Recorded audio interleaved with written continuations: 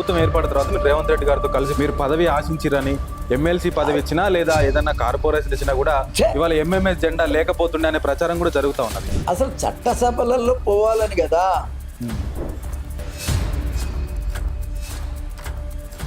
ఎట్లంటే అట్లే మాట్లాడి బతికనేసులు మాట్లాడతారు. ఇప్పుడు అక్కడ ఆ జెండా మీద రాసింది సార్, రాజకీయ, ఆర్థిక, సామాజిక హక్కులను సాధించడమే మాదిగ మహాశక్తి లక్ష్యం అన్నారు. ఇప్పుడున్న ప్రభుత్వంలో స్వయంగా ముఖ్యమంత్రి నేనే మాదిగని అన్నాడు. ఆయన అనడం కాదు, మీరు కూడా ఒక సందర్భంలో అన్నారు వాళ్ళు ఎన్ని ఇచ్చినా కూడా నా మీద ఎందుకు మీరు బురద జల్లుతా ఉన్నారని చెప్పేసి మాట్లాడుతూ ఉన్నారు సార్. వారికి మీ సమాధానం? రేవంత్ రెడ్డి గారి మాటలు గాలి మాటలు, దాంట్లో ఒకటి కూడా నిజం లేదు. మాదిగ మహాశక్తి అనేది మాదిగలకు జరిగిన అన్యాయం మీద పుట్టినటువంటి సంస్థన లేదా మోత్కుపల్లికి జరిగిన అన్యాయానికి పుట్టిన సంస్థన అని అడగమన్నారు. మరి నాకు టికెట్ ఇవ్వనది కూడా తప్పే.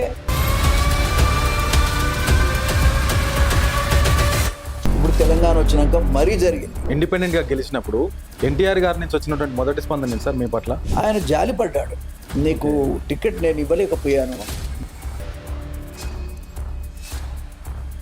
19 సీట్లకు కూడా మేము పోటీ చేస్తాం. 19 మాదిగ ఓటు మాదిగలకే అనేది మా నినాదం.